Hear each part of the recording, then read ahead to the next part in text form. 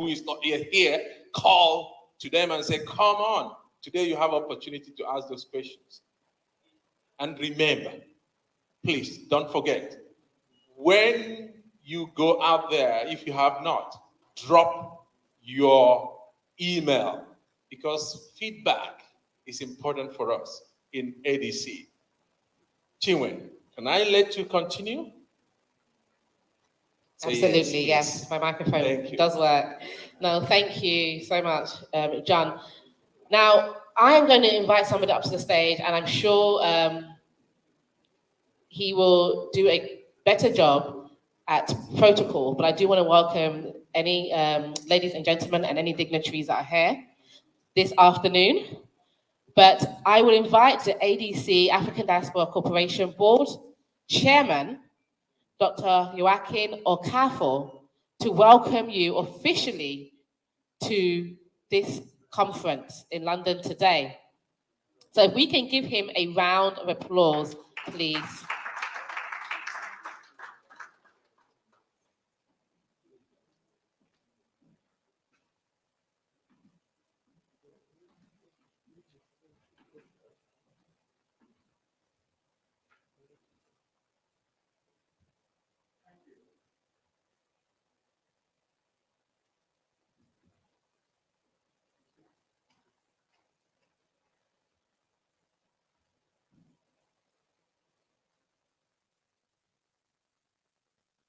Thank you.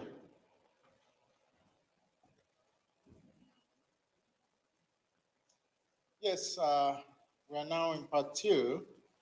It will look like a smaller crowd today, but it's a more serious discussion. We purposefully made it that way, that today is more of a more serious, focused discussion. And the good news is that everyone in the audience is going to have the opportunity to interact on what is going on. Again, I don't have my welcome address for those who were not here yesterday is actually on the brochure. I don't think going through it again is necessary, but I have to maybe say a few silent items there. First of all, I want to welcome everyone, our distinguished guests, those who were here and those who were not here yesterday, on what African Diaspora Corporation is doing. One thing I want to clear first was that some of the questions that came yesterday, is this a Nigerian event? How do we get other African countries involved? I want to clarify that, yes, the originators are Nigeria, but this is an African non-governmental event. This is meant to be a representative from all African countries. So the founding fathers, which are the 15 directors, board of directors I introduced yesterday, has a strategic plan to involve each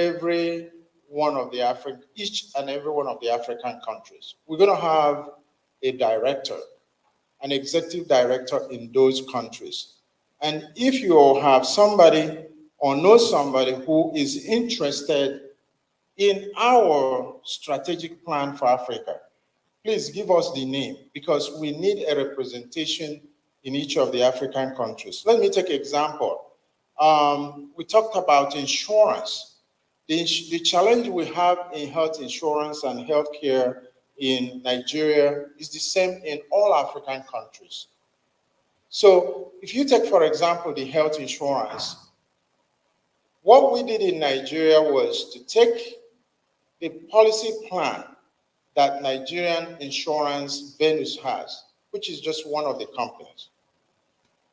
We tore it down because in Africa, most of the insurance are only given to, like, say, a petroleum company gives insurance for their workers.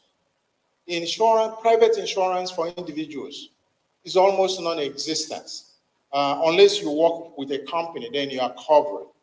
So what we did was to take that insurance and first of all, tell them before we started the discussion, the people that are going to pay premium for this insurance are those in diaspora. And those in diaspora, we like that insurance to be like what they're getting where they are, where they live. For example, I live in the United States. I want to buy a policy for my brother, my sister, or my father in Nigeria that looks like what I'm getting in the United States. You know, I know when we talked about some investment, we had a sort of, Billard is not here yet. We talked about the housing, and there was a little heated discussion this morning. Oh, you are here. Oh, yeah, sure. Okay. It's good you're here. So we talk about this, the difference between, you know, economy in West and in the African countries. We recognize that very, very well. We can't use the economy of, say, Germany or Nigeria to create a policy in Nigeria. But ADC, the founding fathers believe these things are doable. If we have the will, we can turn it around. First of all, what is the purpose of this conference? Remember, in my note, in my welcome address, I said the aim of of our conference is to reverse the brain drain to brain gain. If there's nothing you will take out leaving this place today, that is what this conference is about. How do we reverse the brain drain to brain gain? And what I mean by that, you have an African taken from, say, in Ghana, and he landed somewhere in the United States. He's a computer analyst for one of the biggest companies over there with enormous knowledge. He was drained out for Africa. How do we make him put back some of those knowledge there? You don't have to be physically back in Nigeria. And I can tell you there are a lot of things in the healthcare industry that I work in the halls of hospitals in the United States. I said, why can't we do this in Nigeria? Why is it not possible? I think we just don't have the will. We just don't have the will. So what we, these 15 partners are saying is this. We can use the innovative knowledge we've learned in Western world and find how we can solve African problems. Now, today's topic is all about investment. Now, think about it. When somebody invests in Nigeria, you know, a lot of our African leaders, every day you hear, we are going to attract investors. Let's go bring investors. When you bring a German to come and invest in Nigeria, and he makes profit, can someone tell me where the profit goes? It goes back to Germany. So we can't be so stupid in doing that all the time and expecting something is going to change. So we have a lot of investors. Okay, let me put it the other way. If you have a Nigerian or a Ghanaian and come and invest in Ghana, where do you think the profit will go? Is it not very simple? So, and that is the mathematics we are missing. A lot of African countries, when they see a Chinese, a German, or anywhere from the European countries coming, they roll a red carpet for that person. And then they make profit. Now, what is happening in Africa now? All these investors are pulling out. And that's why we are in disarray. All the investors in African countries are pulling out. I can take Nigeria as an example. Glasgow West Welcome has, everybody's pulling out. And everyone that pulls out has a tremendous impact on our economy. But then you go to the West, you see tremendous amount of Africans are building the economy over there. I know yesterday there was a heated discussion about the issue of security in investment in Africa. But that means it's only one aspect. Just take this healthcare. This healthcare cannot be affected by security in any way. It's just having the will to create a premium payer, which are those in diaspora, so that they can pay for their family members. Because I can tell you, for example, healthcare, there is one reason why people don't go to hospital. And when they go to hospital, they don't get a care. One is the person going to hospital don't have the money to go. So when he is sick, he doesn't want to go. He wait and wait and wait and hoping God will save him until the disease gets where the cost is going to be 10 times. That's one. So the tendency for your father, your mother, your brother to go to hospital is driven by the amount of money he has and the fear he has on the cost of care when he gets to the hospital. Now, when he gets to the hospital, I tell you why the care sucks, why the care is bad. The doctor that sees him is afraid he won't pay. And upfront, he doesn't take care of him. He's going to micromanage him. They won't let him in. They won't even let him in the gate. Hear from him because he has a 144 hospital bed in Kenya, and he is managing it. So he knows what I'm talking about. So, but if that patient comes in, first of all, that your brother, your sister has an insurance card in his hand. He knows when he goes to that hospital, he lays that and say, here's my insurance card. The premium is paid by his brother or his father in diaspora. And the doctor says, oh, wow, at least he's going to be paying. So he's pushed to get early care, and the hospital is pushed to develop early treatment plan.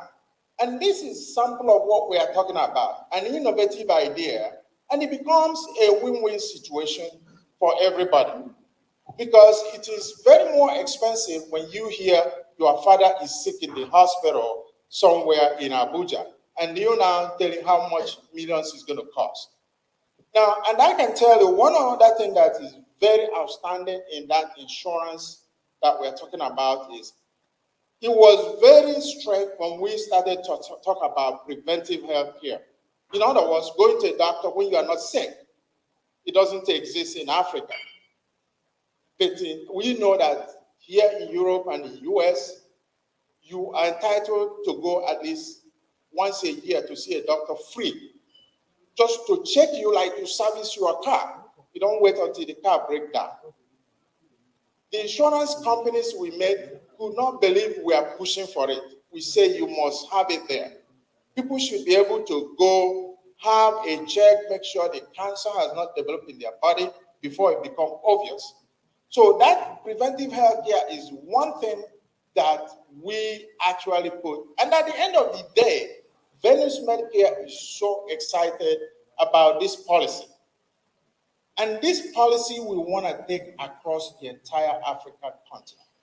And that is why we are inviting anybody from other African countries, give us your name. We will get back to you. You will be our foothold because we want to reach out to those real estate companies, those investment areas, those healthcare insurance, and we can do that. We have the will because Africans have been taken out of their continent and they have the knowledge, but it's just to bring back that knowledge to the continent. And that is the thing that ADC is trying to achieve and is doable, especially now the economy across the continent is actually almost abysmal. So please, if you are from another country, this is not a Nigerian event at all. This is not limited to Nigeria. When we started, yes, there is what we call a subsidiary we call Nigerian Diaspora Forum.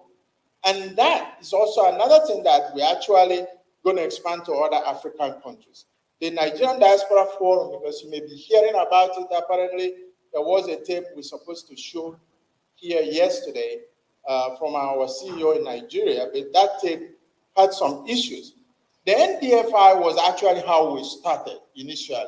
NDFI was meant to cater for the welfare of Nigerians in diaspora, because with the massive exodus of Nigerians leaving the country, there is a lot of challenges many of them are facing.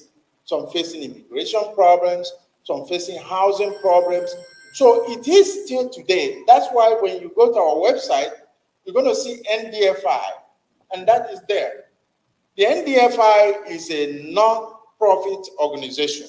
It is NGO meant to cater for the welfare of Nigerians in diaspora. And what we need to do is, this is still in a planning process. We pull a lot of resource, a lot of, whether it's in the housing, whether it's in the healthcare. We are actually already talking with a company in New York that can actually insure Nigerians who are coming in, because there are people who just come in and they don't have access, they don't have a job. But if they can at least buy that insurance from that company on a discount rate, then it makes it for them. So this is a pathway for Nigerians in diaspora. And I want to repeat, very soon we'll have Ghanaian under the same platform. We have Kenyan. So we're going to duplicate the same NGO in other countries. So that one part. The development part is the ADC part, which we are talking about infrastructures.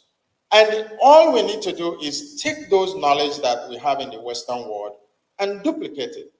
We can give back. We don't have to live in Nigeria to change Nigeria. We don't have to live in Ghana to change Ghana. And interestingly, we will continue to push for the leaders in Africa to turn to the diaspora way. Look at your citizens. Give them the reception they need, the information they need to contribute to the national growth. This is not politics. And I think if we can do that, rather than looking at Chinese investors, German investors, and all that, I don't think it would be insanity doing the same thing and expecting a different result. That is what has been going on in Africa. So today we're going to have a more robust discussion, and we're going to have, of course, our guests, Pastor Tommy, Peter Obi is coming, and at least those people have been out there talking much about what we are saying. So I expect that today will be a very important learning experience. But again, I want to just leave the stage by saying that we are standing here as the founding fathers or the people that started this, but we are it's just the starters. What we are doing here, we intend to replicate it across all African nations. As long as we can have a footage, a link, and we'll be there. Thank you. Thank you so much, Abu Chair. You see, while he was speaking, I was just thinking about my own experience, which I think akins to perhaps experience of most of us here. What was that experience? Let me really talk about it while we wait for the next speaker. You see, he said, most people don't go to hospital because they don't have the money. And if they have the money, do they really go in Africa? Sometimes people don't realize the importance of health because there are things they prioritize more. They want to eat, they want to do some chieftaincy titles. That would be a joke, but you understand what I'm saying. Now, give your brother, or father, mother, some money and say, take care of yourself, go to hospital. Do they go? I made that experience and this experiment, not always. And you think you are making it cheap because you're just giving some small money. They come back again to ask you until the day of judgment, the day they fall really sick, and you are called. You know that those distress call. Mama is in the hospital. We don't know what to do. This is when you get it. $12,000 for an operation that just taking some kind of medicine at the beginning. I'm not a medical doctor. This is an experience would have solved. you start to invest. And at the end of the day, at one point they will even tell you, brother, is it not even better to save this money to pay for burial? You know what I'm saying. They may not say it this way, but the body language is already telling you. Even the person who is sick is telling you, my son, do you really want to continue spending this money? I know how it will be after. What after? When they die. Now, when I had that experience, I changed my strategy. I'm not making a speech here. My able chair convinced me already. That's why I'm here. But what happened is that I changed the strategy. There's some medicine or supplement in Switzerland, they call it Borgastine. One bottle of it costs about 40 Swiss francs. But I know how important it is. I started buying it. Now think about 40 Swiss francs. Bruno, you know what I'm talking about. Think about how much it is in Nigeria. Then I gave this to somebody who usually would tell me, thank you so much if I give 10,000. See, medicine, medicine, medicine. Okay, thank you, medicine. You know what I'm saying? You are just watching and asking, how do I solve this problem? And after having this experience, I didn't need much conviction to join this trend, honestly. And I want to convince you that this is not a joke. We all suffer. Sometimes we don't even know the problem we go through because oftentimes you don't really have that time to really analyze it. It's not your job. It's not my job. But when you start thinking deep into something, you realize, wait a minute, what have I been doing? Ultimate end is actually, do we really save those lives? So you see, you give those money, they don't use it. You buy medicine, they don't thank you. They keep it even by the side and throw it away until it gets spoiled. I went home once and I saw the medicine I gave was already brown in color. They didn't use it. I'm not saying this to make it up. Otherwise, you won't see the logic. But what is the health insurance we are talking about going to do? You pay a little money.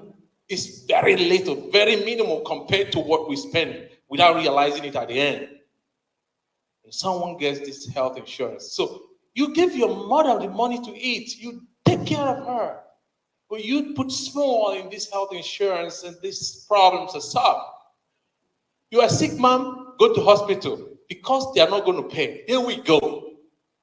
Let's get it clear. And this is exactly what we are thinking about. That's what all this program is all about. That's what this particular model is all about. I don't want to take much of your time. We are waiting for the next speaker.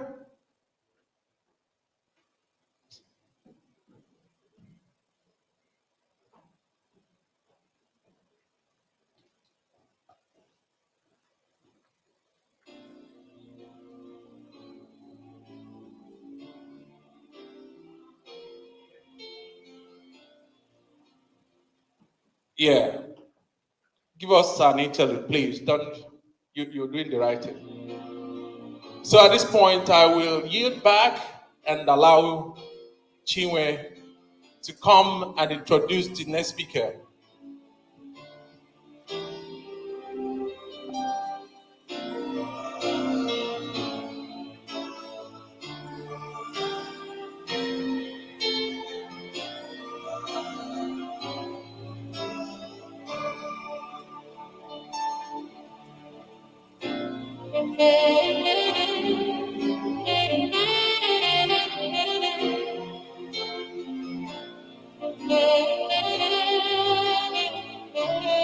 Thank you, John. Let me go to over here. Okay, thank you. I'm encouraged. I'm definitely sold. I'm not going to tell my own personal story. I feel like we all have a story about the family member and getting that call and being told a ridiculous amount to save somebody's life. It's one that we're all familiar with. So I'm going to introduce the next speaker, and he will be speaking about diaspora youth leadership in Africa's development. I'm excited. I do consider myself a youth. I am a youth. So I want to hear this one definitely. His name is Mr. Oyi Ayado, and he is a global leadership speaker, futurist, and corporate trainer. Mr. Oyi speaks around the world at different conferences, events, and organizations. Excuse me. He speaks on various topics such as future thinking, the future of work. Am I going to have to?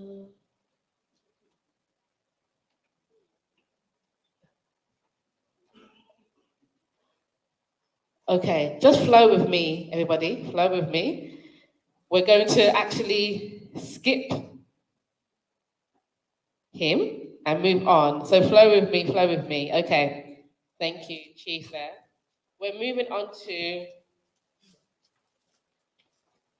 this is part of my job. You know, when you're watching the news and you hear them pause and they have an earpiece because the producer says, your guest isn't here, just make up what you're going to say. The heart palpitation. So that's what's happening to me live right now. Okay, so the next thing we're going to speak about is oil and gas investment opportunities in Africa. Before I do, can I confirm that we have with us Deacon Chris Iyoebe? Yeah? Okay, ready? Okay, great. I don't know if I pronounced your name correctly. I would usually practice, but I'm improvising at the moment. So, Deacon Chris Oyewaye is not only a successful marine engineer and philanthropist, but he's also a dedicated politician who has made significant strides in the political landscape of Delta State, Nigeria. So please, can we welcome him? Is he virtual or is he here? Oh, thank you, sir. Thank you so much. And we know the rules from yesterday. We keep clapping until he reaches the podium. Yes, I like the introduction of music.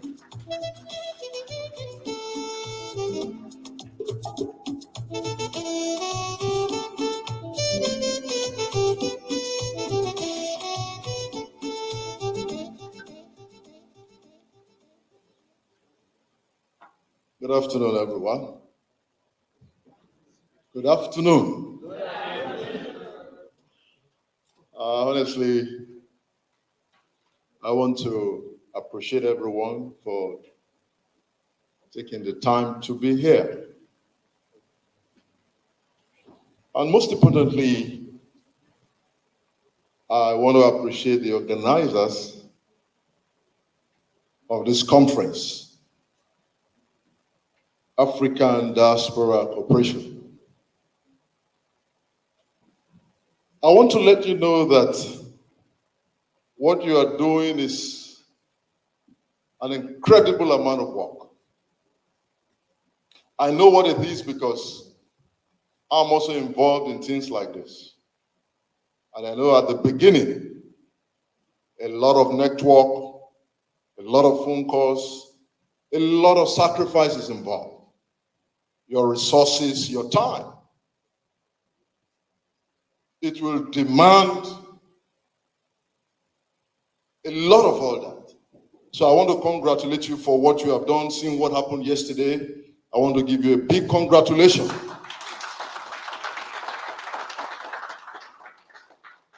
And I also want to let you know that what you are doing will come with a lot of challenges.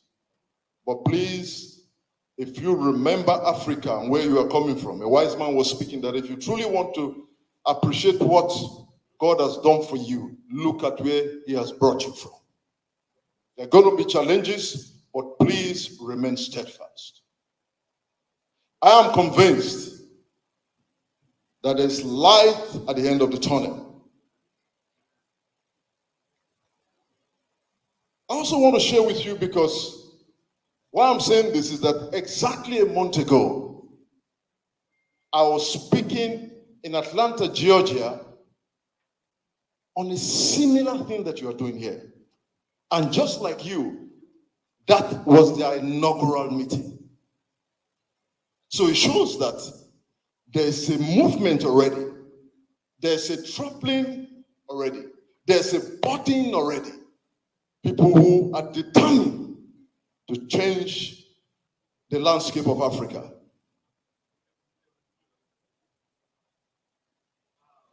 Yesterday we had a fantastic event. We were told that some of the reasons why Africa is not taken seriously. I think by Dr. Baker, if I'm not mistaken. Why Africa is not taken seriously. And I was worried. One of the reasons is that why Africa is not taken seriously is because of time management. Can you imagine that? Africa is not taken seriously because of time management. They have what they call African man time. That is, when you fix the time, the African man will say 3 o'clock, they have not started yet. Let's give them some time. Let's relax a little. They want to turn up at 3:30 or even turn up at 4. No, the rest of the world has moved on. That's one of the reasons Africa is not taken seriously. Another thing just has been said, repeatedly here, Africa is not taken seriously because of access to healthcare. A friend of mine was speaking and said, it's a matter of time when we go to our clinic for consultation, we may need to start consulting with native doctors. Is that scary? Everyone is moving out. But it was not all bad news. We were told yesterday as well that 60% of the resources required to move the world forward is in our continent. That's good news. 60% of the resources required to move the global experience forward is in the continent of Africa. That's good news. I don't know if you understand the enormity of that statement. We were also told that what Africa needs is trade and not aid. That's what we need. We were told one of the reasons Africa is not taken seriously is because of bad leadership. I want to just, before I go into my slides, I want to recap. It's important for me to recap. Bad leadership. Another thing Africa is not taken seriously is trust issues. Trust issues. Very important, sir. And we know the role of trust. Trust is a major capital in the school of investment. Major capital. If there's no trust, forget about investment. You can't be talking to an investor when there are trust issues.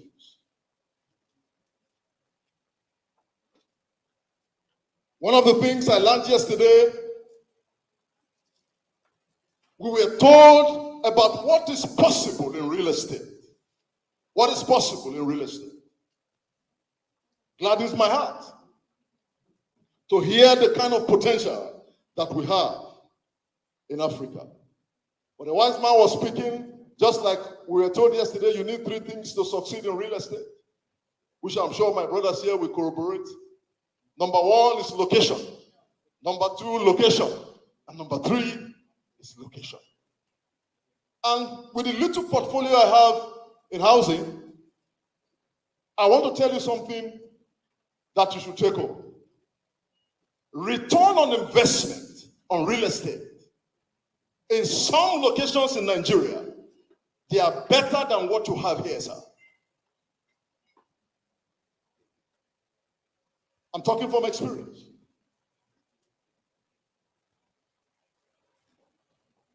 We were also told by women the inroads that women in business are doing in Africa. I enjoyed it all. Great meeting yesterday. But now, I'm here to guide you through the investment opportunity in the oil and gas sector. And it's not by mistake We are doing that today because I represent what is possible in that sector. I represent what is possible, sir, in that sector. Why am I saying that? I'm in the business of doing business in the oil sector of Nigeria. And the truth remains that I was once resident here. In fact, my parents arrived in the shores of Liverpool in 1963. So I'm the second generation of my family that came to England. All of my siblings, they live here. I'm the only one who has gone back home. And I know what it is. I want to tell you that the business that I'm involved in, after 12 years, is now a market leader in the entire continent of Africa.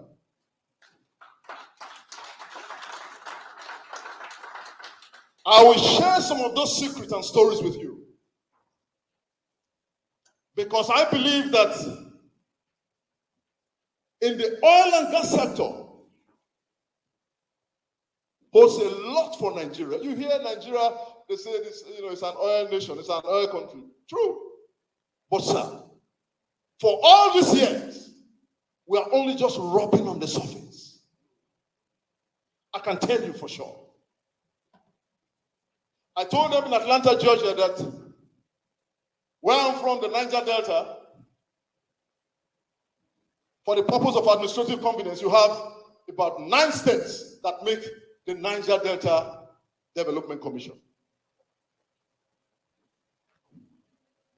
24% of the population, but we give back to Nigeria 80% of our revenue.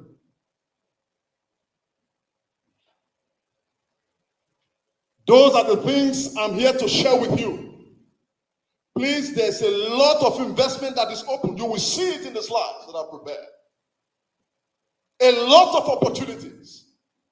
And those opportunities, because we are not aware, are taken off by foreigners who come to invest, which is okay. There's no problem about that. But there are quite a number of areas that should be taken by us, as it were.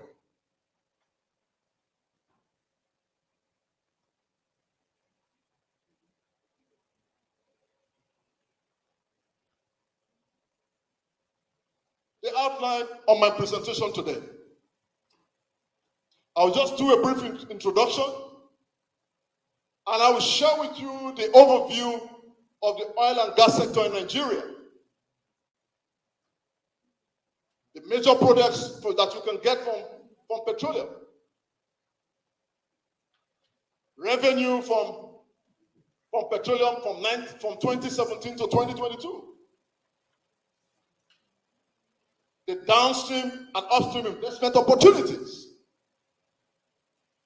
Other investment opportunities in the oil and gas. Requirement for crude oil marketing. Indigenous players that are in the oil and gas sector. Nigerian mining industry, and possibly some of the Asian tigers, their involvement in that particular area. I also want to be honest about it.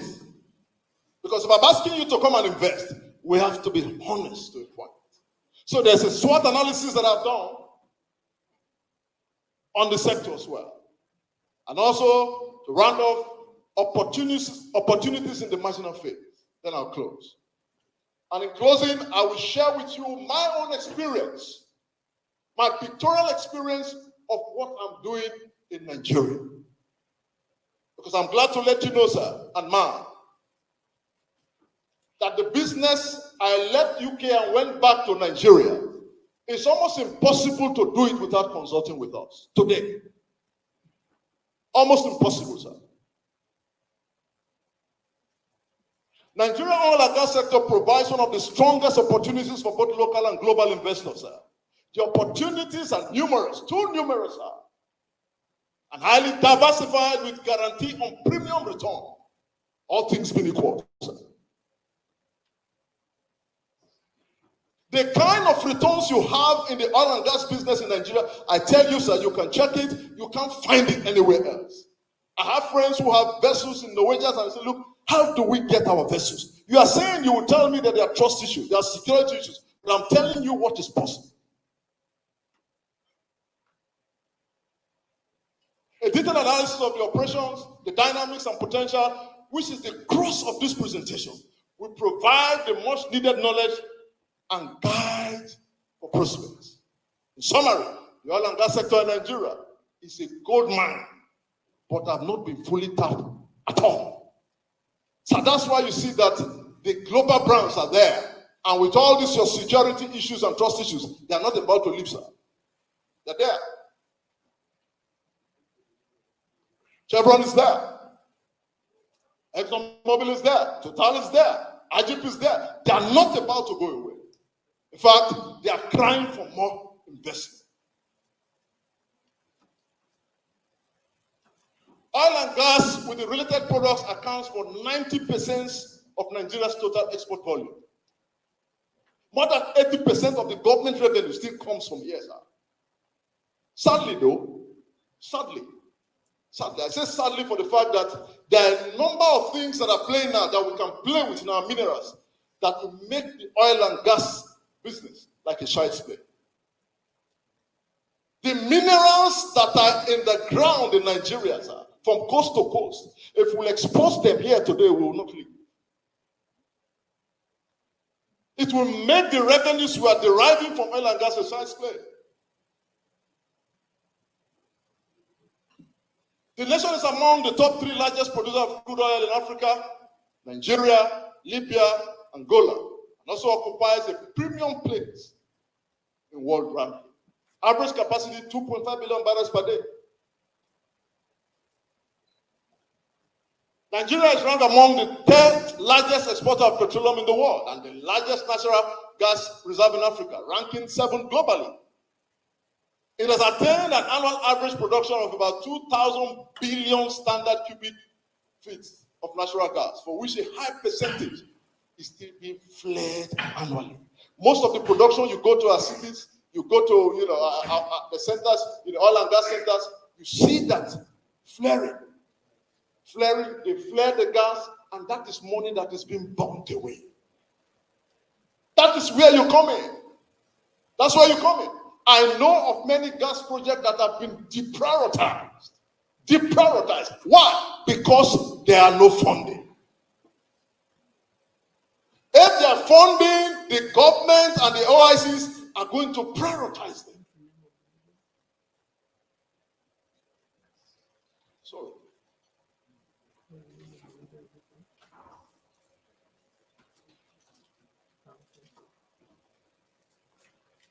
Still on the overview, local refining capacity is only about 24%. Very small. Very small. We can do better than that. 24% cannot meet the needs of Nigerians, let alone to talk about our neighbors.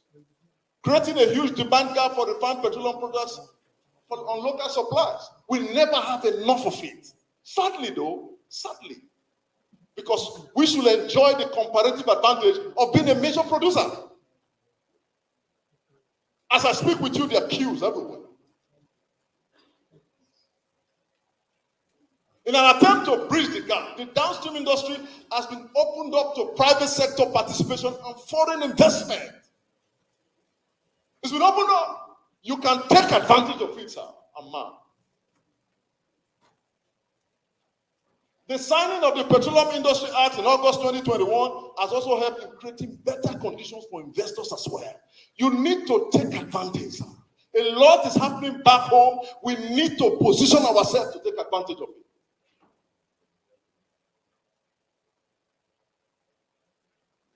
In our efforts to ensuring zero gas flaring, the federal government has embarked on comprehensive and integrated gas utilization master plan and program, which includes the development of liquefied natural gas plants, independent power plants. Consequently, domestic gas consumptions are continuing to expand.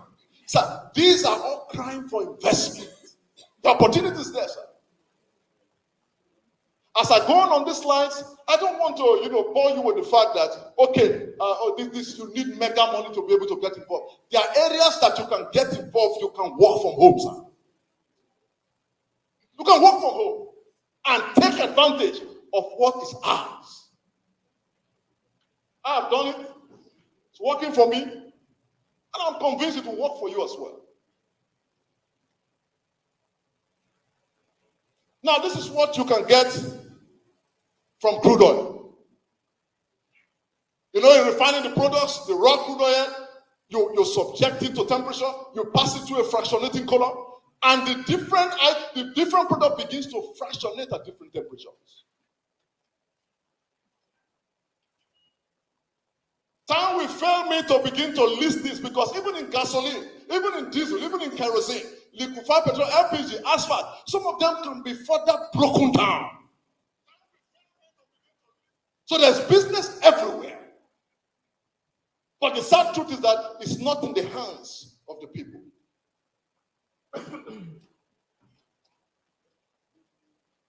More of the products. When you pass crude oil through a fractionating column, this tells you the revenue that have been accrued from crude oil from 2017 to 2022, sir. The figures we are playing with are humongous, sir. Humongous. But you can't see it. This is why we need people from the diaspora to come put resources together. Network. It may sometimes not need your money, but sometimes an effective network can get you somewhere, sir.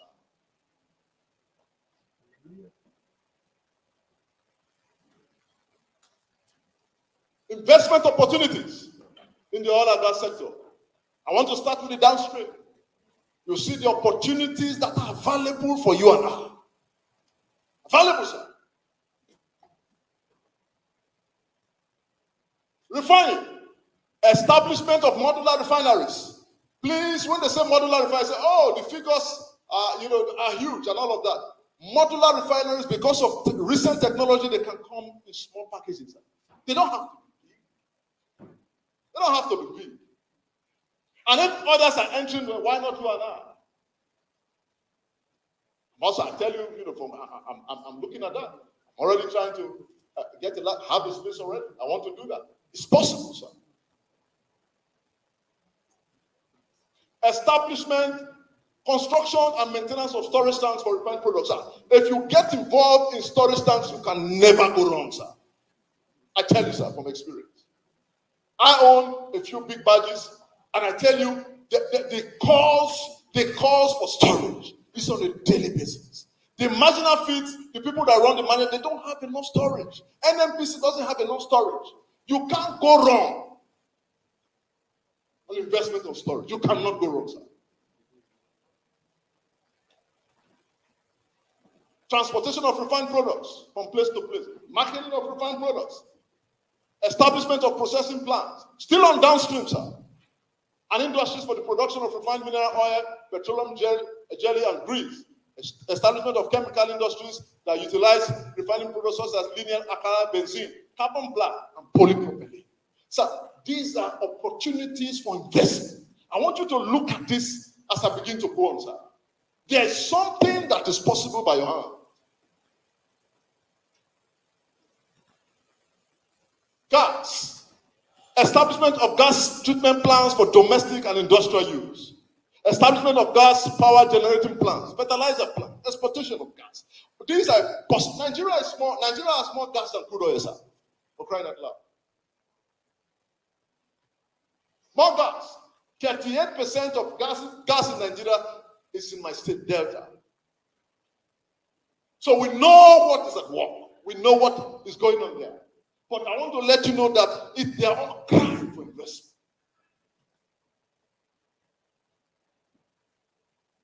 Still on gas, domestic marketing, construction of gas pipelines and pipeline, domestic manufacturing of all LPG cylinders, bar, regulators, and other accessories. All crying for investment.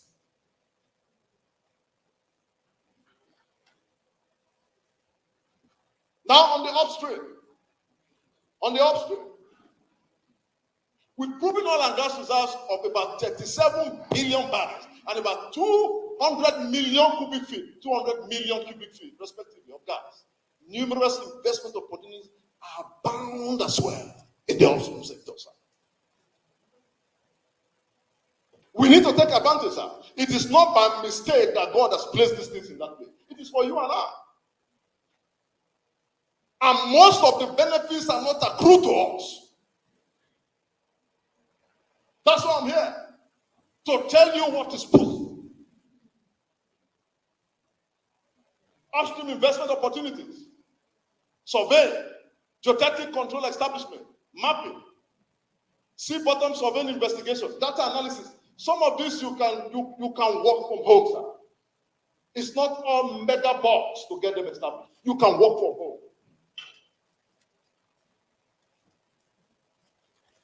So just in case you are thinking of huge infrastructure and all that, it's not all the time. And these are mega box. These are meant for you and I, are meant for investors. Have the right partnership.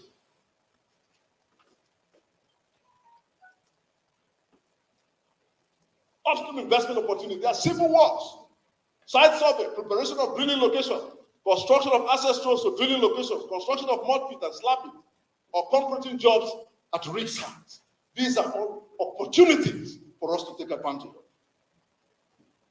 Seismic data acquisition and interpretation, seismic party services, supply of special consumables such as dry wet paper, steel casing, recording equipment, and spare part, explosives, detonators, and magnetic tapes. Pressure valves and pump, shallow drilling equipment. These are equipment that can be sourced from the West and taken back home. You are in a vantage position to be able to exploit some of these areas. Please, I want you to take advantage. I'm here to make this passionate appeal. We can't leave these things in the hands of people that they should not be in their hands.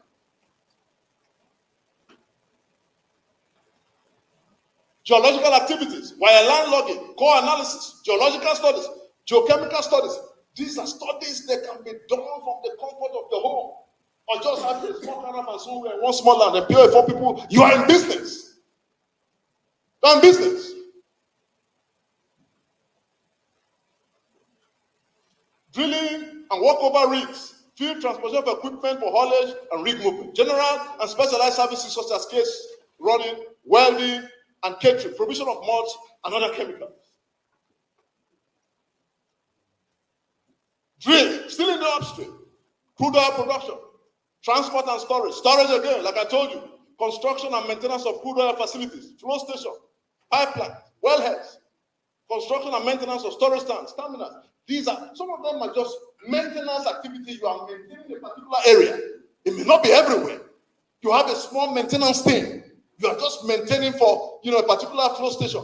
These are things that people are coming into Nigeria, sir. And they're taking advantage of them, sir. Most of them Lebanese, sir. They're coming to take advantage. I know a Lebanese guy that came with paper bag. Came with paper bag from Lebanon. You need to see what is on the ground today, sir. We're not even where he is.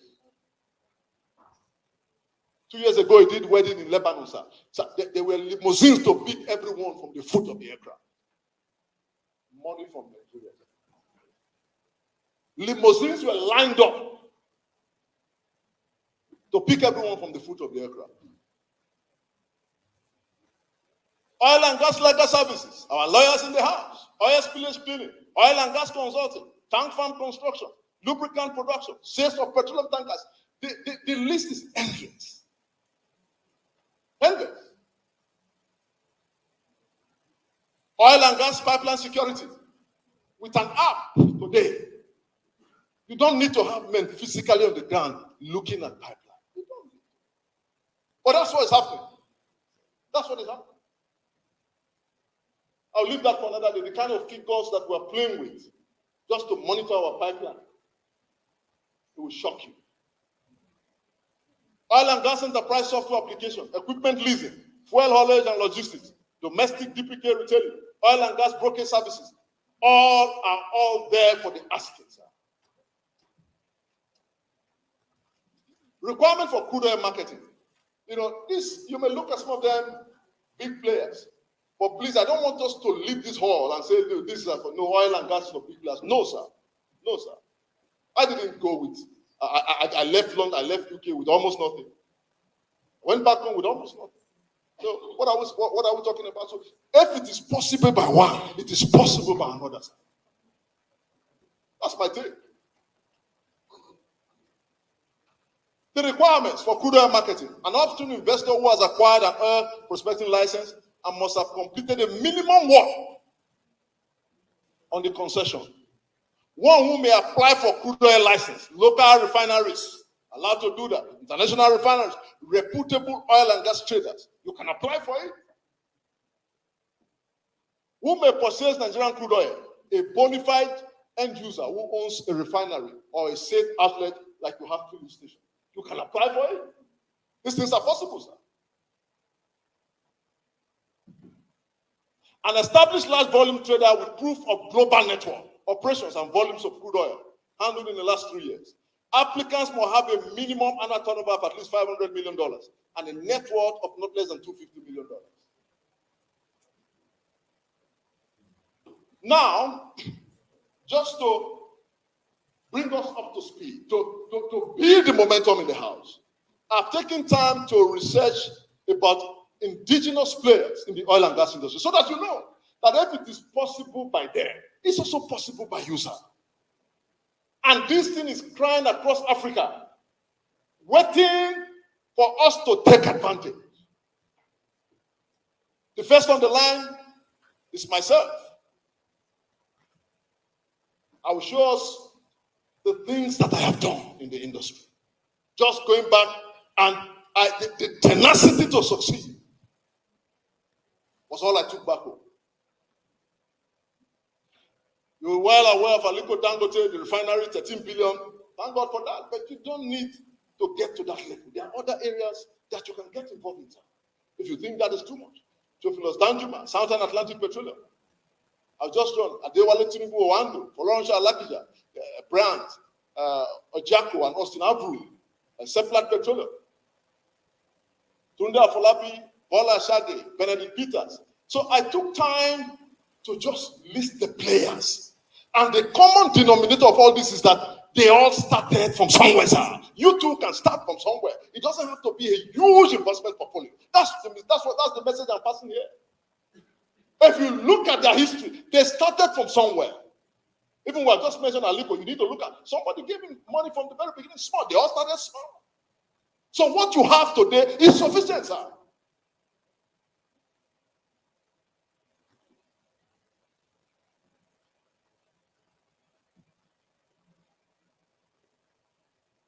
Now talking about the Nigerian oil and gas industry and the Asian tigers, not much investment, from them in the oil and gas, not much. But sir, they are thick in the mining, sir. Everywhere you go, if they do their mapping and found out that there are minerals there, they don't mind buying the entire village, sir. They don't mind doing that. They know what is there, and we don't know, sir. And I know a few of my friends who are doing mapping. Mapping is something you know that the resources, you can do mapping, sir. You can do mapping. Mapping out the resources. Like I was saying, sir, if the resources apart from crude oil that we have, we make crude oil like an icing on the cake. Everywhere you go, there are minerals. I took time, we are mapping the one for Delta State. We are mapping the one for Delta State, sir. If I share those information with you, you'll be amazed. And in Nigeria, you have, what is in the exclusive list and what is in the non-exclusive list. In the non-exclusive list, you can mine them without recourse to the federal government. You can mine them. Those are all crying for investment. The Asians, particularly the Chinese, are heavy. The Koreans are heavy.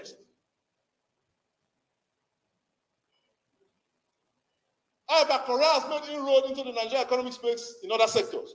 Considering the Asia Tigers investment drive the chances that sooner or later they will venture into the oil and gas. They are even doing that. Because if you look at the ownership of Adas Petroleum today, it's now more of Chinese than Swedes.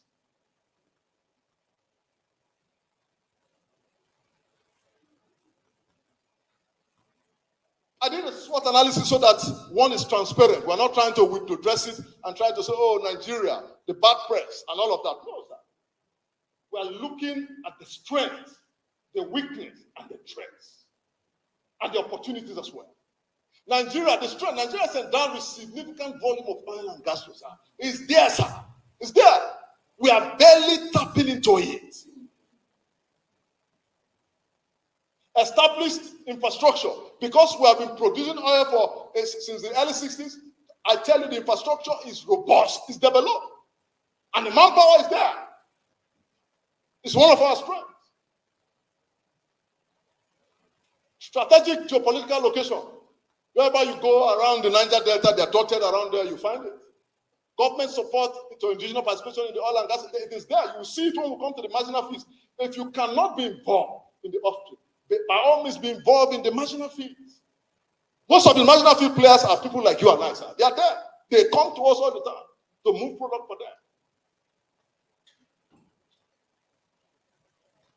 Skilled and competent workforce is there. We have it in abundance. It's one of our strengths.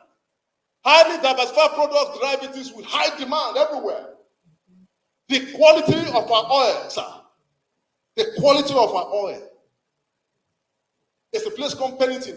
Pennington Light, you can even take it and put it in the truck, and it moves it. Without, you don't do any limited or no refining at all. The quality, sir. Bonny Light is something else. It's in high demand. Opportunity for sustainable regional development, employment, direct and indirect job creation. These are the strengths. The weaknesses. The Nigerian economy is heavily reliant on oil export. When there's any shaking globally, Nigeria cannot meet a budget. Everything is says, we can't do that. So this is the reason why we need to diversify economy. We have been saying this for so long.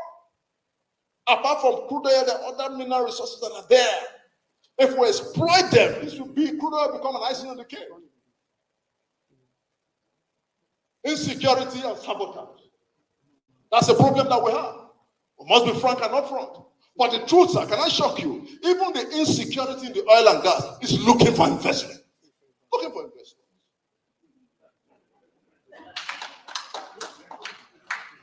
I tell you, sir. If you come with a software that can, it is instant money, sir. It's instant money. Begging for investment. Environmental degradation is one of our people just produce, and you have local refineries, they are busting pipes and bringing out, things like that. It's affecting the environment. That's one of our weaknesses. Limited refining capacity, we don't have enough capacity, we're not refining enough. Our refineries, the ones that are there, they are epileptic, they are not producing to capacity. Not producing to capacity, sir. Then, of course, corruption, mismanagement. It's one of our weaknesses, sir. We need to say it. But I tell you, sir, if you come and invest in Nigeria, in the oil and gas sector, which I'm here to sell to you, sir, you can't make mistakes, sir. I'm telling you the truth.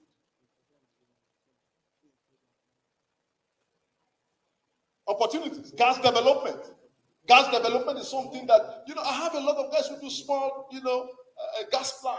They do small gas plant, they are peddling, gas into cylinders. They are making cylinders, they are PVC cylinders these days. You have all kinds of innovation in the market.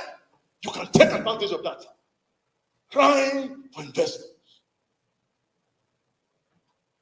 The local content development, the Nigeria Content Development and Monitoring Board promotes local participation, offering opportunities for indigenous companies and boosting employment at the same time. Please, come and invest. Opportunities, renewable energy integration. We can do that. We can, renew. Everyone is looking now for cleaner forms of energy. We can integrate what we have with what we used to have, and make it cleaner. It's an investor. It's an area that is looking for investment. Integrating both the old and the new way is begging for investment. Downstream sector liberalization. This has created room for private investment, improved efficiency, and better products availability. Opportunities, technological advancement, It's there. Come with technology. Technology is ripe everywhere. Come with what kind of technology you have here in the West. And you'll be surprised there's a buying. The trends. Global market fluctuation. Once there's a fluctuation in the market, Nigeria is naked. Nigeria is naked. We can't meet, our portion. Environmental concerns and climate change. It's a major problem. Major problem today. Everyone is talking about climate change, and that is putting pressure. And sometimes it can drive costs up. Security threats, like I've said earlier, looking for investment. Growing global competition. People are looking for better ways to do business. Better ways. The cost of producing crude oil in Nigeria is not the same as producing in Saudi Arabia. People are looking for better ways, sir. The cost of producing one barrel in Nigeria is different from the cost of producing in Kuwait. The competition, regulatory uncertainties. Today, government comes with one policy, another comes with another policy. When another government comes in, it's a trend to invest. The Nigerian government introduced the marginal feed program in 2001 with the objective of opening up of the industry to wider indigenous participation. Indigenous on the land. And I tell you, sir, some of my friends are taking advantage of it. And the kind of figures they are playing with, they are humongous, sir. Humongous. Little in, coming out with great figures. Let's take advantage. They also create robust industry that will possibly impact the capacity of indigenous exploration and production companies to contribute to Nigeria oil production. That's why the marginal field is there. All of us will get involved. This is producing, you are producing here, we are taking advantage on what is genuinely ours.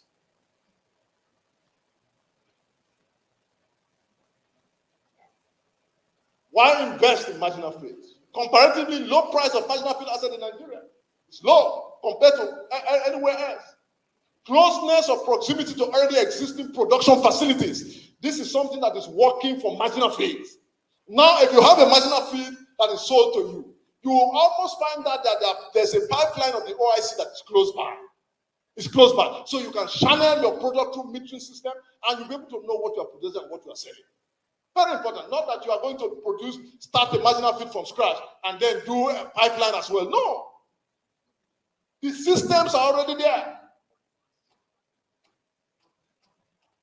Sole ownership of assets. Foreign participation is allowed. The marginal fields.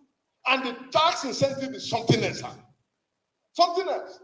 Marginal operators enjoy a 55% petroleum profit tax rate on chargeable profit. What else are you looking for?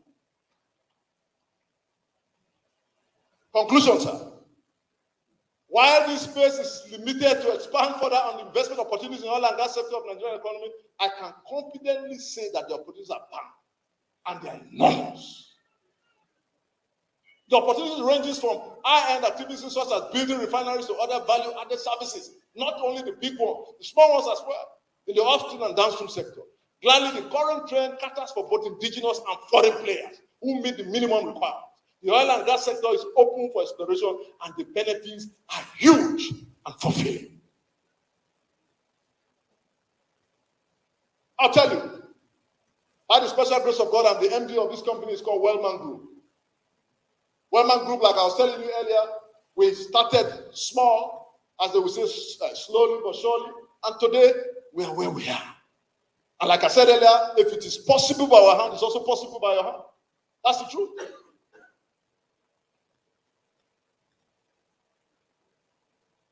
Now, we have what we have.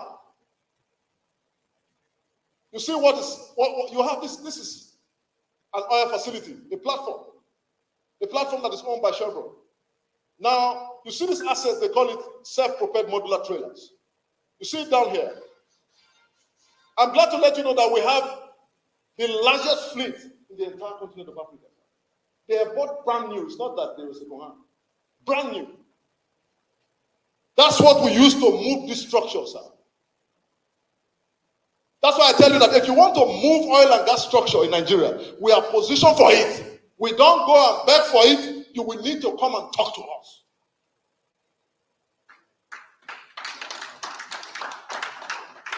And And I want to tell you, when I went back to Nigeria, we started with one rickety pump. Rickety pump, we cleaned it, we painted it. That's how we started, sir. That's how we started. I saw this asset first when the Bonga project. The Bonga project was done in 2002, 2003. And the contractor that came to ship them, it was Dawood that fabricated some of those structures. And Tony Blair was saying here that was proud that these are the amount of jobs that have been created in the UK. And Obasanjo said, how many jobs have been created in Nigeria? They said no. He said no. That's an error. That's how they brought some of these structures to be fabricated in Warri, where I was. And I was privileged to see this equipment there for the very first time. And I told the operators that, look, I was privileged, I was the one that brought it from the port. Dedicated equipment, they brought it from Holland, they did the job, and the vessel was waiting in the port. They finished, took it back, and went back to Holland. I said, this vessel needs to be in country, sir. And they gave me a card. They gave me a card. The card was a French company, Nicolas. When I asked for him for a performer for this, the kind of figures they were calling for just 36 axle lines was about 3 million euros. That's what they were calling. I said, well, I went to China. When I went to China, they gave me a figure that is affordable. I flew back from China to France and I showed them the performer. I said, this is the figure we want to play with. They said, sorry, we can't meet it. We are going to sell you something that we are going to support. And I left back to Nigeria. A week after, I didn't know the Frenchman has a Nigerian visa. He was in my office in Warri. I said, look, we want to sell you this thing. We'll support you. And the tenacity of that man, I paid a down payment of $1 million for this equipment. Eventually, they cost about $3.6 million. 36 axle line, not all of our fleet. They're pretty pricey. In that equipment, you have electronics, you have mechanical, you have everything there. That's the equipment that moves things like this.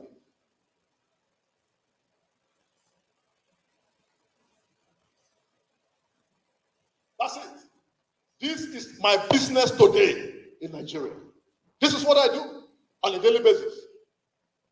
On the entire Gulf of Guinea, sir, we have moved the largest single structure ever moved in the entire Gulf. That's the structure, sir. It's 3,800 tons. One simple structure for Chevron. It was moved by us, a business that we started in Warri. The technicality to move this thing, because you see, this cargo now is sitting on the barge. You can see the barge. This is a barge. Now we have taken it from where it was fabricated. We have moved it onto this barge. You see all the equipment in the barge. We will put it down and then go back. When it was time to transport this massive structure, the center of gravity was offset. How do we transport it? Because apart from transporting it, we also have the capability to weigh it. At the touch of a button, we put our equipment and we are waiting. We tell you the exact figure. And we calculate the center of gravity for you. These are things that are done by experts. But now, because we have gone back home and the exposure and experience that we have, we are able to take advantage of things like this. That's the same structure. You see all the equipment's down. This is another structure. This was moved for, we moved this for Total. This structure almost took a arm and a leg. A arm and a leg in the sense that now, when we were moving the structure, you see all the trailers are under. We are moving. We want to go to the barge that is here, waiting to receive her. I tell you, something gave up on that trailer, sir. And that structure came down on one side. I was right on this flat. I was somewhere here. Sir, we all ran away for our lives, sir. Including the operator, sir. We ran away, sir. The operator is a French guy because at this time we didn't have capacity to operate it. I had to send 6 Nigerians to France for training. So in the time past when we acquired this equipment, when we want to move anything, I need to bring somebody from France. But we sent 6 Nigerians to France. We train them. Today when we move things like this, they are all Nigerians.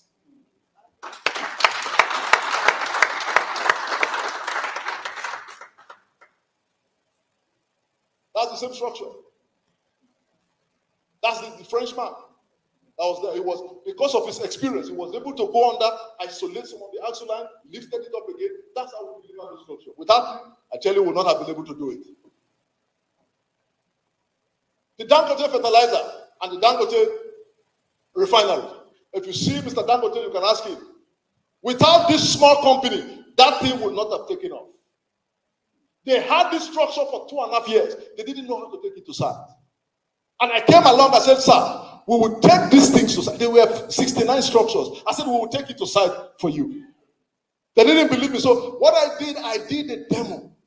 I brought my equipment from Warren at my cost. My cost. And I paid for it. We did a demo. And they gave me one Indian and American. They followed me with the demo. In it, we had some problems along the way. And I told them that in engineering is about looking for solutions.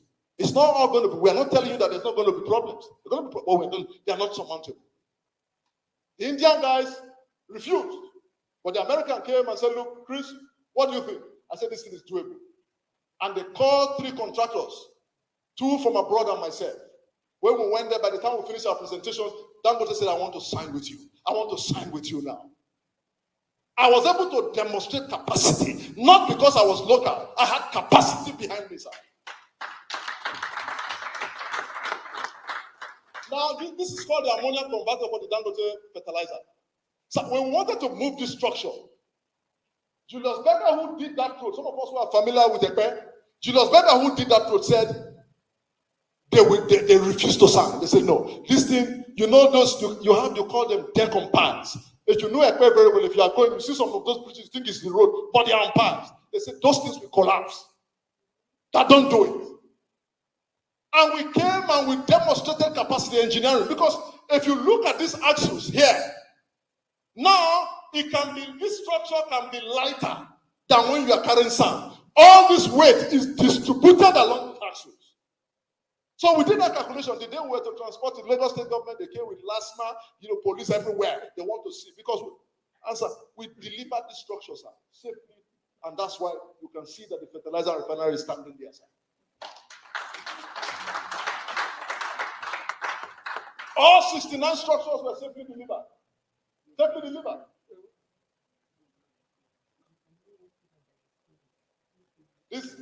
At this stage, Dangote now have a jetty in the Atlantic Ocean, so it was convenient to not go there. But in the initial time, there was no jetty there. How do we take it? Almost 3 years they were waiting until we came, sir. And we gave them another route. We went through the Eko Bridge, we went through the Kata Bridge, we went through the Third Mainland Bridge, we arrived at the Fair Bridge, we came out from there, and they did 47 kilometers to south. Engineering feats, as it were. These are very tall structures for the refinery. These are structures delivered by our own assets and our own people. These are structures delivered. You look at this structure. So now, why the Indian man was saying that it's not possible, I'll show it to you now. Now, you see what is happening here. You see what is happening here now is that this is the badge. You can see that from here, a badge is sitting on water. Sorry. It's sitting on water. Now, when two of the axle line, the tires are brought into the badge, you have successfully transferred some of this weight onto the badge. Now, we have balanced the badge. We have balanced the badge to align with the key. Now, when you transfer some load, you further depress the badge. It means that you can't go. By that time, we have put sufficient water in the badge. And we are taking the corresponding amount of water from the badge. As we are transferring the load, we are taking out the water. As we are transferring the load, we are taking. Sometimes it can get to a state of equilibrium, you have to wait for the tide. This is what my men are doing there. They are having a nice time. Half of it on water, half of it on land. But they are having coffee. They are waiting for the tide. Having coffee. You can see that. Ordinary man comes to see this, they will be scared. Oh, waiting for the tide to compensate that. That's on their way to the Dangote refinery. Now, look, this is what I was telling you. Now, this is a Eko Bridge for those of us who know Lagos very well. We are approaching the Eko Bridge. When we get to the Eko Bridge, the diameter of these vessels are higher than the bridge. How do you want to go through it? So the Indian said it's not possible. And I told him that engineering-wise it's possible. So what we did, some of these structures, you can see that they are sitting on a stool. That stool is 1 meter. It's 1 meter. Now, What we did when we took them, in some of them, like this one, the height is okay. Some of them is that are higher than the bridge. There are about 6 of them. Now we take out this structure and put it on the deck of the barge. Sorry, sir. We put it on the deck of the barge. So, and then we also wait for when the tide has ebbed completely. We gain some dimension there as well. And then we face the bridge when the tide is against us. You don't face the bridge when the tide is in your favor. When the tide is against you. That's how all the structures were safely delivered. Thus, we're adding value to the Nigerian economy. Why? Because we want us to leave this particular client to get to a place where we can start something. I believe you are next in line to start something. These are projects delivered for ExxonMobil. Very challenging. You see these 2 structures, they're about 1,200 each. Well, they are sitting on the barge, as it were. That's the barge. That's our barge. That's our badge, sir. They're sitting on it. Now you put one, and you come again to put the other one. You need to see it, sir. It's a state-of-the-art thing, sir. You will love it. This is a thing that we know how to do better. And we are sharpening that call in the entire Gulf of Guinea. So what we're saying today, sir, is that this thing is possible by us. And that we must take advantage, sir. We must take advantage. This is for Total. This is for Chevron. Thank you, my friend. Thank you so much. See you again.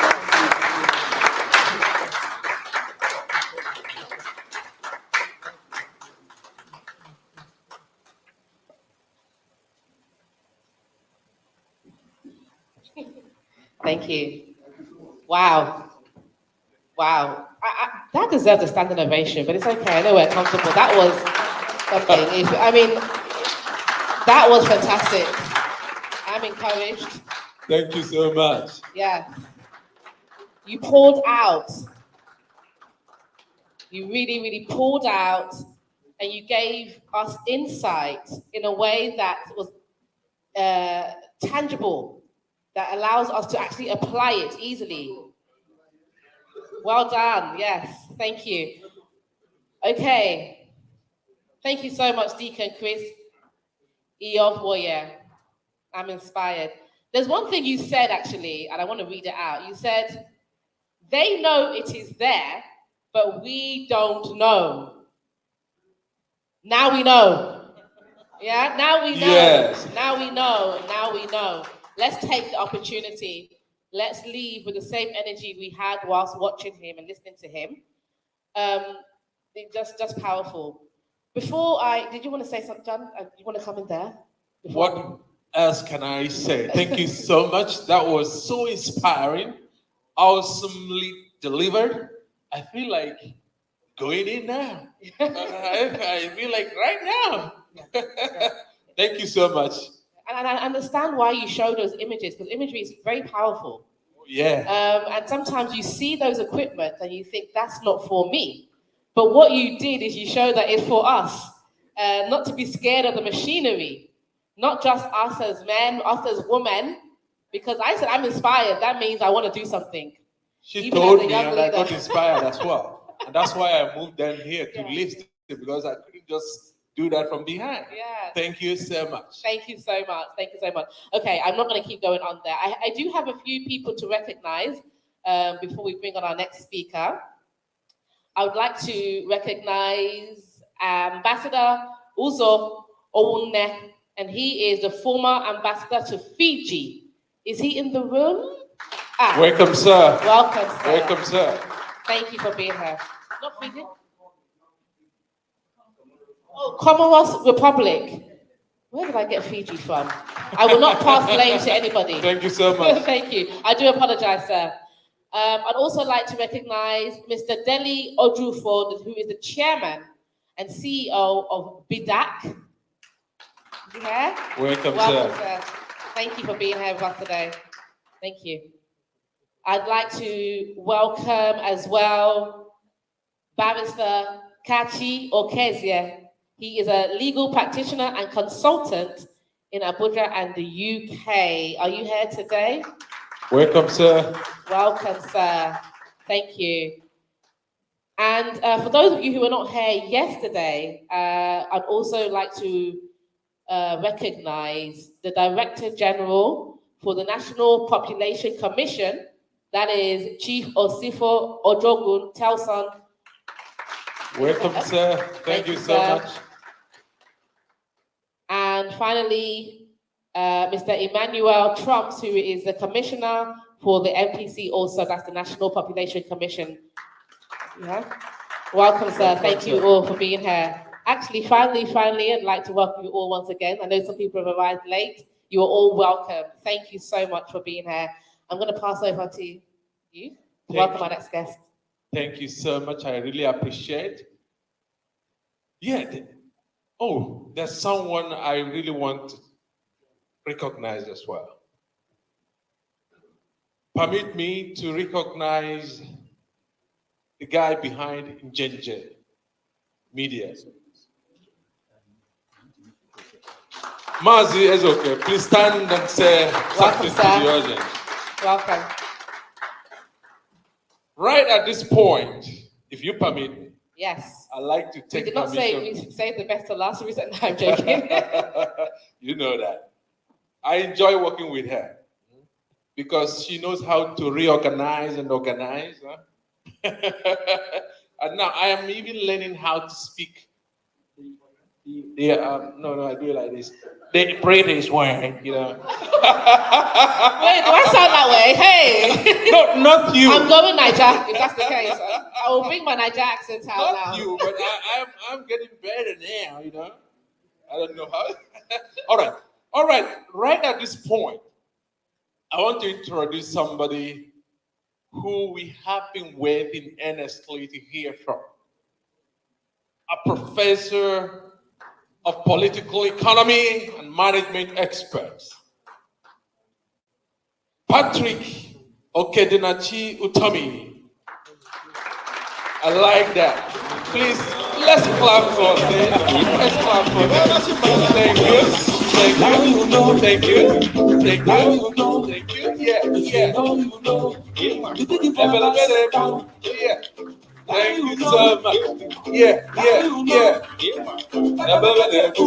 Okay,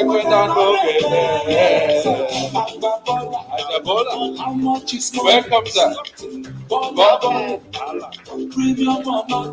My God, I will still talk about him. I will still say a few things about him.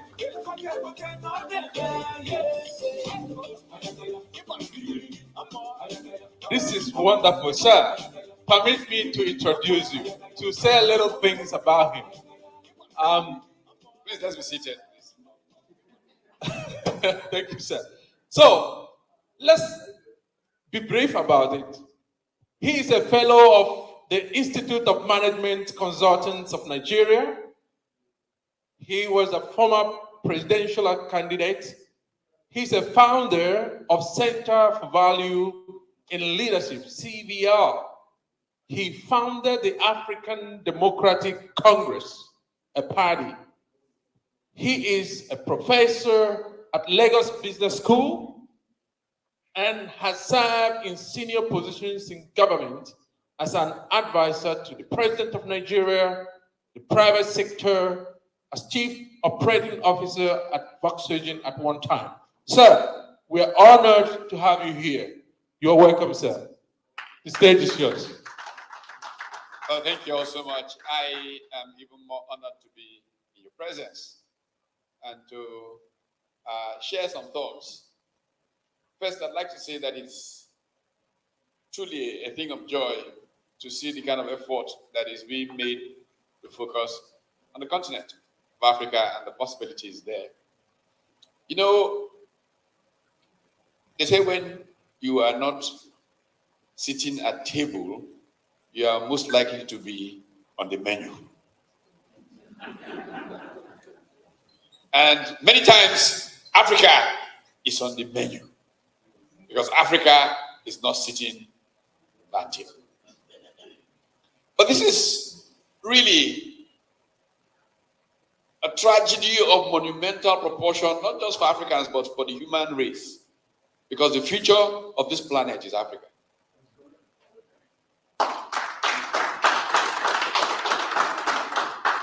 For very clear, simple, straightforward reasons. We have an aging planet. Even China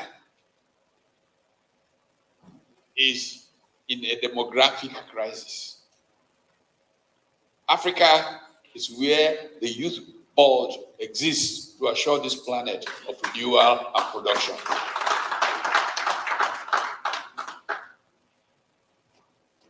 In terms of resources,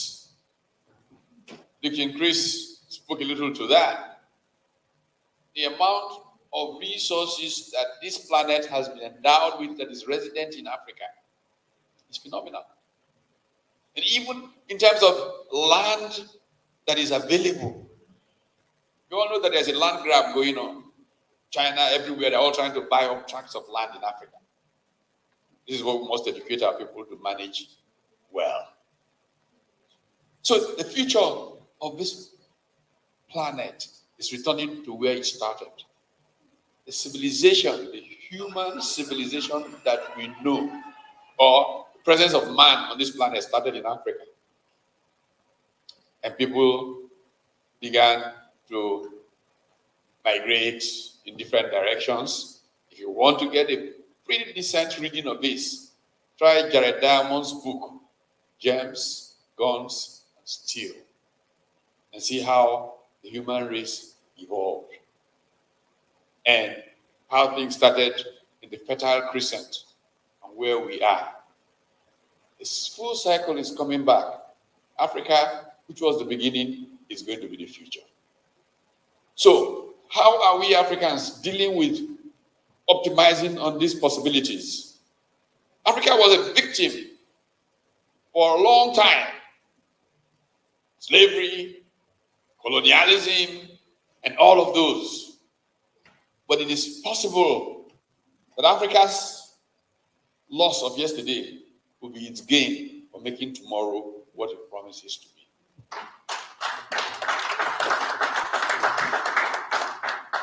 But it will not come from wishful thinking. It will come from people like you gathering the way you have gathered, putting thought to a strategy for getting that done. I've been spending a little time in recent months in the United States. I'm a fellow and a policy scholar at this time at the Woodrow Wilson Center in Washington. And part of what I have put myself to doing is trying to showcase the possibilities of the continent.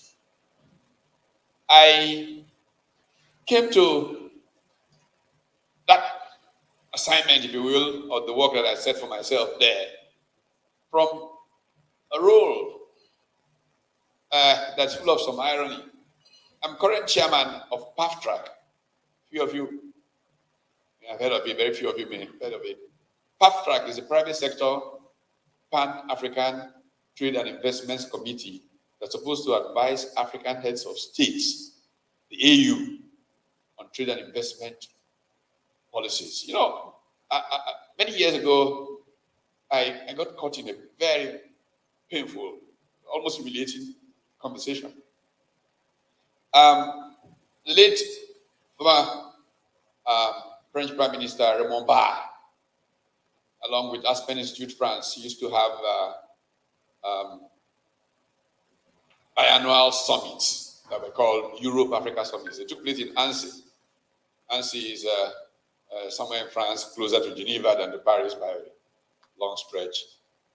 And so to go to Annecy, we typically I would fly Air France into Paris and then take a flight to Geneva and then come into Annecy in France. That of 1996 had a smattering of some former, usually francophone, African heads of state. My neighbor in that particular conference was Blaise Compaoré, who was at that time president of Burkina.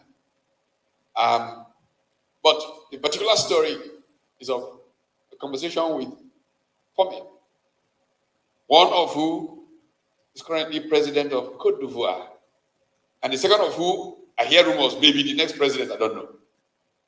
But I was taking a walk around the lake with then Deputy Managing Director of the IMF, Alassane Ouattara, young French executive at McKinsey called Tidjane Thiam. That's who they're speculating could be next president in Cote d'Ivoire. Then Deputy Managing Director of the World Trade Organization, former Burkinabe Foreign Minister, Ablaise Ouedraogo. And we were talking about the problems of Africa. And then suddenly Alassane Ouattara stopped and said, "I'm going back to go and run for president." And I said, "Oh my God." So I knew what that would mean for the politics of Cote d'Ivoire. And it did happen, as we all know. But we are where we are. That's another story of its own. And I said to Ablaise Ouedraogo, "Ablaise, you are there at WTO. We get all these raw deals in terms of outcomes of decisions made at the WTO." And Ouedraogo said to me, "Look, the problem is that when you are coming for meetings, all the others will come with their smart young boys with laptops, they're sitting there, they're feeding them advice. You, our African leaders, will go shopping. They won't even be in the room when the discussions are going on. And when they come back from shopping, they say, 'This is what we are doing.' Hey, they will sign." And if you wanted something that is, I was feeling so depressed from that conversation. When the following morning I went to Geneva and got a flight to Paris to return to Lagos. And who did I run into in Paris? My good friend, who was Trade Minister of Nigeria, Sena Sukmana. So I said, "Where you go?" He said, "Oh boy, I go to WTO meeting." I said, I said, "What is your game plan for this meeting?" Don't reach there, we'll go see. So you can imagine how that left me. Now, through the years, some of us began to complain about the fact that African heads of states, African ministers would go to these international meetings on trade, sign agreements without having had any conversation with their private sector, who are the real vehicles of implementation. And so when Babacar Ndiaye became president of the AFDB, African Development Bank, he wanted to create a private sector nexus. And he started the Africa Business Roundtable. I had carried some of the letters to the Nigerian members of the people that were to start this roundtable, I think in 1987 or so. And somehow, as happens in Africa, some people put the thing in their pocket, and Africa Business Roundtable did not turn out as Babacar Ndiaye had hoped it would turn out. So the people at Afrexim Bank, in frustration, thought they should start something that is more in the direction of getting private sector input into public policy making. So this story is a very long story. I won't tell it all because it's not what I this thing, but in terms of personal interest. Babacar Ndiaye became president of the African Development Bank. He liked to say, because of me, which I thought was an exaggeration by far of the reality. But what used to happen was that, whenever there was election, it was divided Francophone, Anglophone. And I was getting really fed up with it. So I wrote a column about this nonsense. What does it matter if you are Anglophone or Francophone? If you can do the job, please, let's get an African who can do the job to do it. And Babacar was vice president at the time of the AFDB. William Mugomba from Zambia was the president. And Brian Gambari, my friend, was foreign minister. So Gambari read my piece and called me and said, "What?" I said, "Yes, try and find out who is the best person." And he called me back and said, "Look, some people have some good things to say about Ndiaye, who you said a few things about in this thing." Can you ask Ndiaye to ask Diouf to come and see Buhari? Buhari was head of state at the time. I said, well, I don't really know Ndiaye. I just, researched him, and I thought he was a good enough person. And Douglas Ngube was at the AFDB at the time. I then reached Douglas and told Douglas to tell Babaka to get Diouf to come and see the Nigerian head of state. And Nigeria decided to support Ndiaye. That's how that was broken. That's how Babaka became president of the African. That's how I got involved in some of the things he tried to implement. So he defeated the incumbent William Gomba. This story is necessary a little bit because of half track story I'm telling you. When AfriExim then decided to create something similar that would be more effective. It's called a path track. And I was invited to a meeting, and the then president of AfriExim, Jean-Louis Ekra, asked if I could kindly nominate some gentleman to be president of path track. Guess who that gentleman was? William Mukomba, who literally my role took out from the AFDB. Anyway, William Mugomba became president of path track, but took ill shortly after and then passed away. And Okio Rama then asked me to replace him as chair of path track.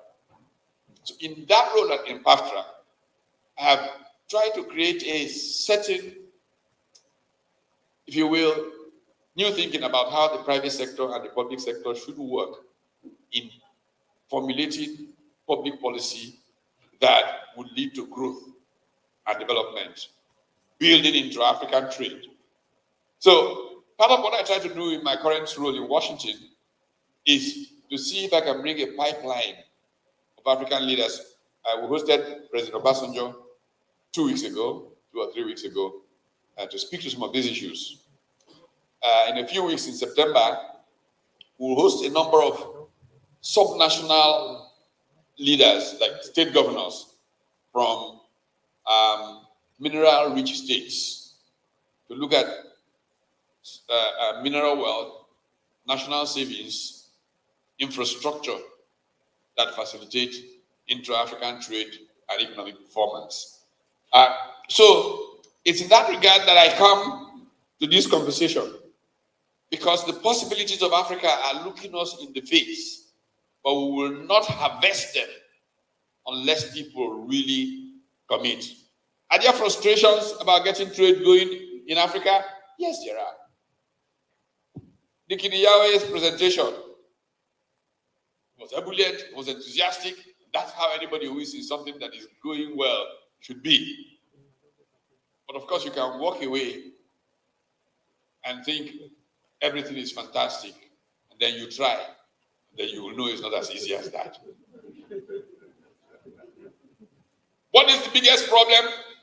I like to say, quite frankly, that sometimes the biggest risk of doing business in Africa is regulatory risk. Government can be the biggest problem. So how do we manage that? This is one of the challenges that's before us.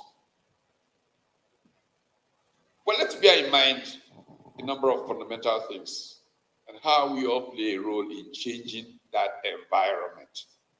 And I will anchor on what my key ask for this season is: the role of the diaspora in the revival of Africa. I believe that values shape human progress.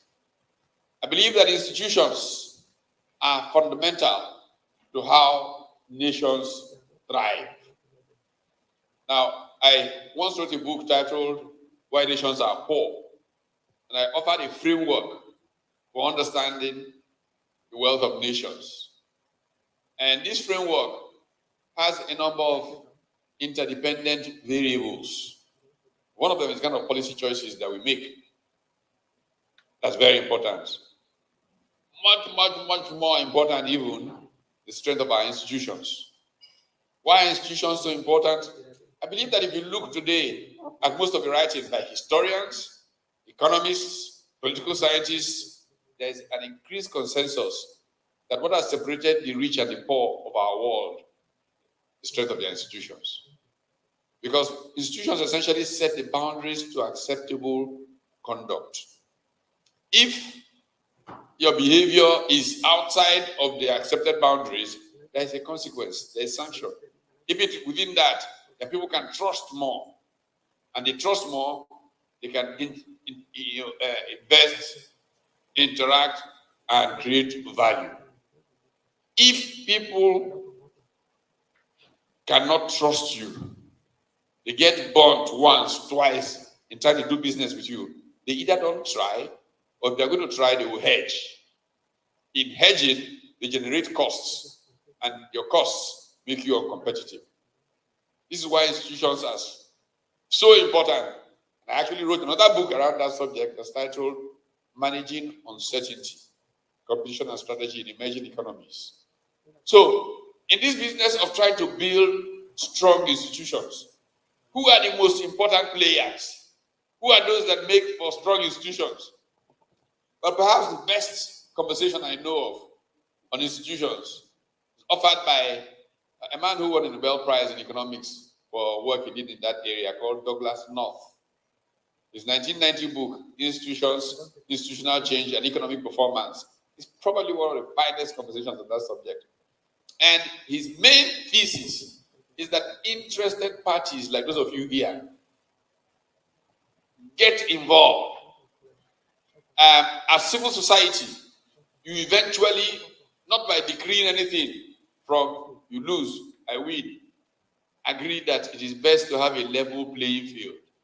That level playing field is what institutions really are. They evolve. And we then begin to do things properly.